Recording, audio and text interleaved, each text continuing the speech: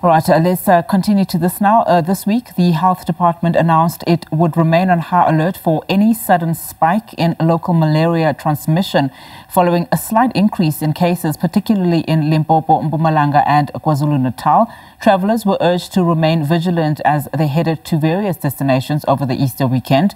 The department also noted outbreaks in neighboring countries, including Botswana, Eswatini, Namibia, Mozambique and Zimbabwe. For more on this, let's now welcome primary healthcare practitioner and health activist, Dr. Angelique Coetzee. Dr. Coetzee, very good afternoon to you. Always a pleasure to have you on the show. When you consider the number of people who've been traveling over the Easter period, with Limpopo also receiving visitors from countries in the SADC region, how concerning then is this likelihood of a spike in the malaria cases that we're seeing now currently? Good afternoon.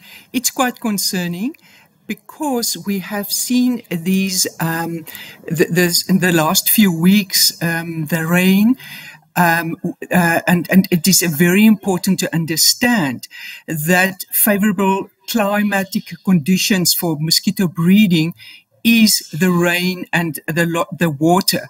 So they love that, and that's why it is safer not to travel during the raining season, but more during the dry season. So we need to make sure that the patients or people need to make sure that there's certain rules that they adhere to.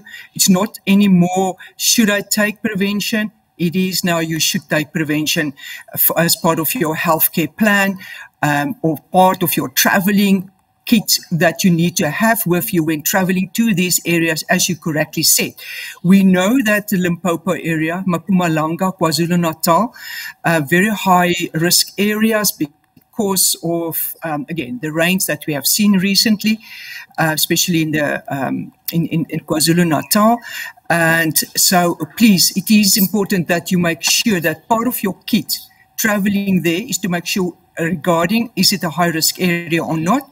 The second, do I need to take prophylaxis, that is medication, and then what else do I need to pack into my kit to prevent malaria, and that is the long sleeves, the mosquito nets, and as well as the sprays that you use that need at least 30% DEET to contain that, to make sure, and then also to understand the mosquito that is the most dangerous, the Anopheles, the female, Plasmodium falciparum is the one that normally bites at night. So between dawn and dusk, you need to make sure that you wear your long sleeves. And if you can, if there's an aircon in your room, switch it on.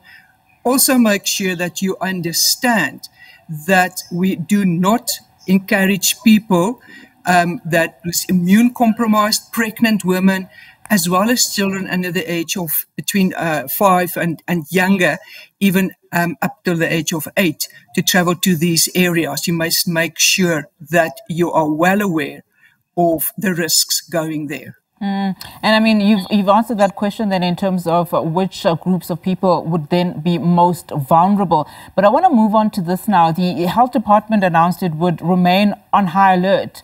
I mean, what measures do you think are and perhaps should be taken at primary healthcare facilities to importantly detect and then treat these cases very quickly? I mean, one would imagine that frontline healthcare workers would also need much needed support too. Yeah, well, I think the most important thing is for the patient to understand the symptoms. And here you have to distinguish between flu-like symptoms, COVID, and as well as your malaria. And, if you don't recognize it, it makes it difficult by the time, you are admitted in a coma or something like that to a hospital, then to try to sort yourself out in a clinical way.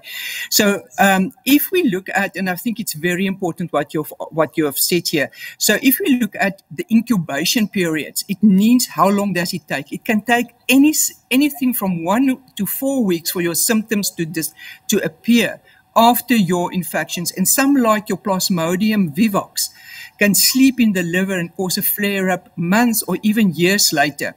So what do you need to do, you need to understand before you go to one of these places. You need to understand what is the type of parasite. So falciparum is the most dangerous, the most common one in South Africa and sub-Saharan Africa. Then there's also Ovalia and malaria. Not so much a problem in our country as we see with the falciparum one. But here is what is important. After you have been bitten by a mosquito, the parasite travels to the liver. There it multiplies and then enter your bloodstream. It normally bursts out of the bloodstream every 12 hours in the beginning. That's when the person experiences that fever, the chills, the sweating body and aches. And this cycle can happen more or less for 2 or 3 days. So in between, the patient is fine. But when they get this parasites burst into the bloodstream, that's when they are really very, very sick for an hour, hour and a half. As I said, in between fine. 12 hours later, the cycle repeats itself until you really then get very, very sick. So once if you get these symptoms from, I'm not feeling very well, I have been to a malaria area, you need to go and see the doctor, but I also need, or the clinic, but I also need to remind patients that if you are not that severe ill yet with parasites, if you take your blood sample, your malaria smear, when you don't have a fever, we might miss it. So the best time to normally get yourself tested is while you are having these flare-ups with the sweat where you really feel sick. That's when we are able to very easily detect the parasite in the bloodstream and move on then from there. Yeah, very important insights and information there, Dr. Coetzee. Thank you so much for that. Of course, that's all the time we have this afternoon. Primary healthcare practitioner and health activist Dr. Angelique Coetzee just speaking to us there about the symptoms, particularly when someone has been then bitten by these malaria-infested mosquitoes. Of course, this follows that spike in increases, a slight increase as well in cases, particularly in Limpopo, Mpumalanga and KwaZulu-Natal. And now the health department also asking people to be vigilant.